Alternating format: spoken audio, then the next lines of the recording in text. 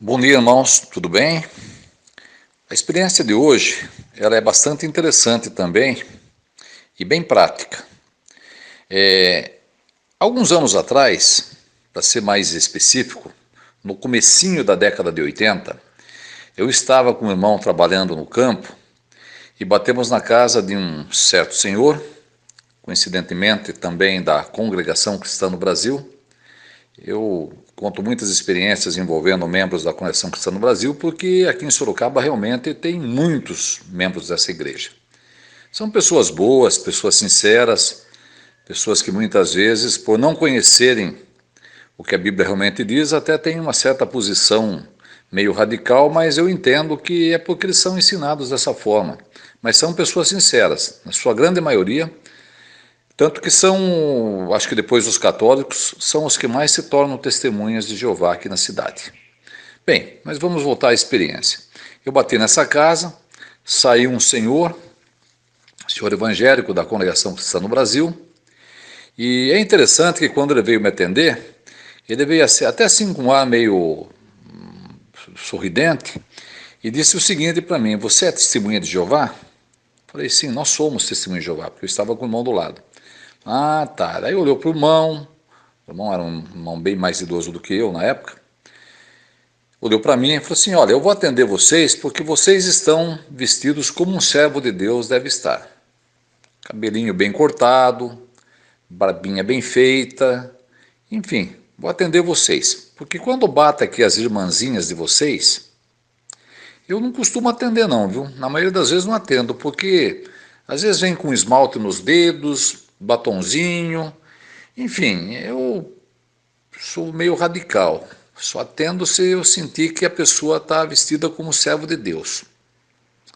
Então essa era a posição dele, né? Aí eu me apresentei, o irmão também se apresentou, e aí ele falou assim: bom, então já que nós vamos conversar, eu só não quero que vocês venham com revistas nem com livros. Se vocês quiserem conversar comigo, tem que ser Bíblia, tem que ser na Bíblia. Se não for na Bíblia, nem comecem.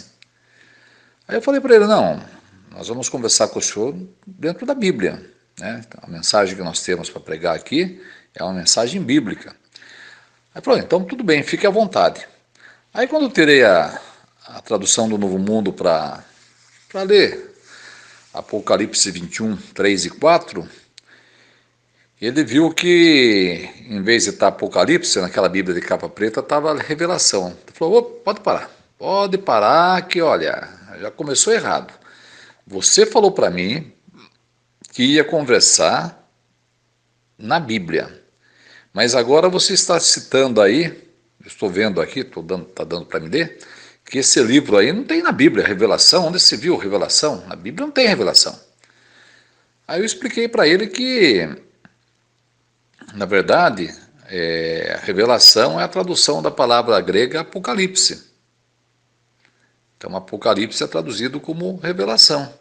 Era o mesmo livro do Apocalipse. Aí ele falou assim: não, pode parar. Então você está querendo dizer que a sua tradução, a sua Bíblia, já vem com um português mais moderno? É isso mais ou menos que você está querendo dizer para mim? E eu falei: sim, realmente. A tradução que nós usamos, ela tem um português mais moderno. Não concordo. Não concordo. Para mim a Bíblia tem que ser igual àquela que eu uso na congregação cristã. Aquela sim é a verdadeira Bíblia.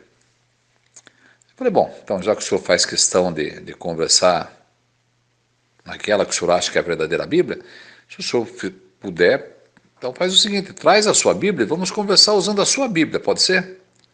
Aí tudo bem, beleza. Aí ele entrou correndinho e daí a pouco veio com a tradução João Ferreira de Almeida, edição revista e corrigida. É bom que se frise que a tradução João Ferreira de Almeida, edição revista e corrigida, é a tradução mais usada pelos evangélicos. Fez-se muitas traduções a João Ferreira de Almeida, mas aqueles gostam mesmo, eles são apaixonados pela tradução edição revista e corrigida. É bom que os irmãos saibam disso, porque nós vamos analisar também um outro versículo depois. Bem, aí eu falei, bem, já que o senhor disse que a sua tradução ela é a melhor, porque inclusive o senhor gosta, em função dela ter um português mais antigo, então eu queria que o senhor lesse para mim, seu fulano, o que diz Efésios capítulo 5, versículo 4. Aí ele pegou e leu, né? Mas ele não esperava encontrar o que ele encontrou, né? Aí Efésios 5,4, na João Ferreira de Almeida, edição revista e corrigida, diz assim, olha, nem torpezas, nem parvoíces, nem chocarrices, que não convém, mas antes ações de graças. Falei, bem, então já que o senhor faz questão de ler uma tradução antiga, eu queria que o senhor traduzisse para mim o que significam as palavras torpezas, parvoíces e chocarrices. E pode fazer até uma oração aí para traduzir essas palavras.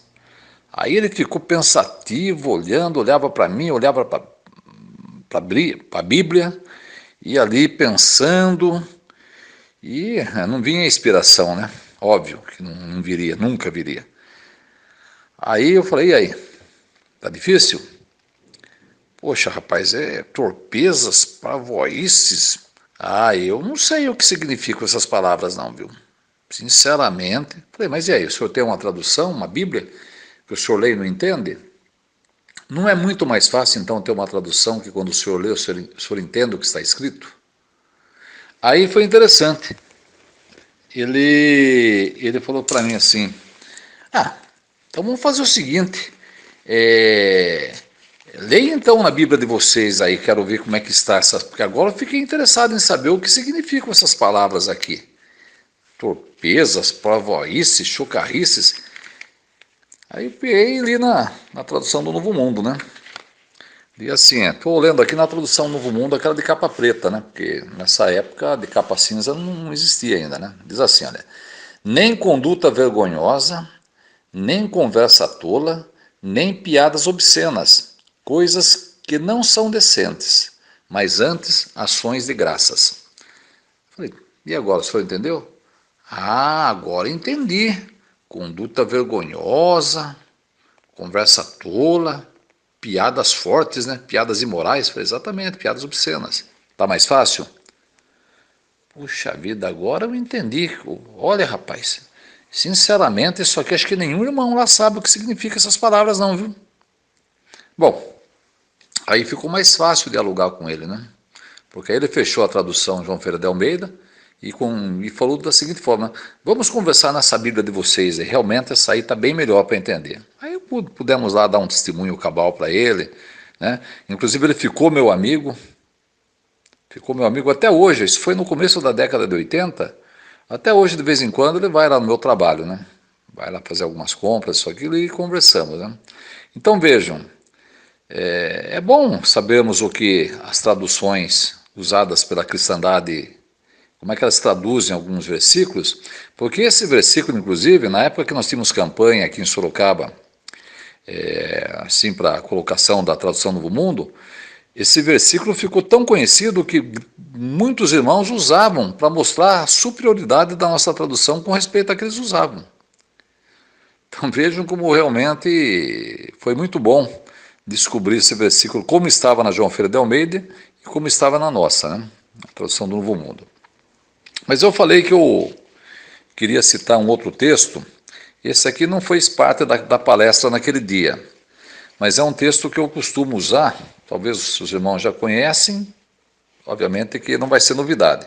Mas se porventura os irmãos ainda não tiveram contato com esse texto, é um texto que eu costumo usar muito quando eu pego alguém que está tentando denegrir a imagem da tradução do Novo Mundo e tentando enaltecer a tradução João Ferreira de Almeida, edição revista e corrigida, eu peço para ele me explicar essa passagem, que eu vou ler aqui com vocês. Está em 2 Crônicas, o capítulo é o 21, eu costumo pegar do versículo 16 em diante.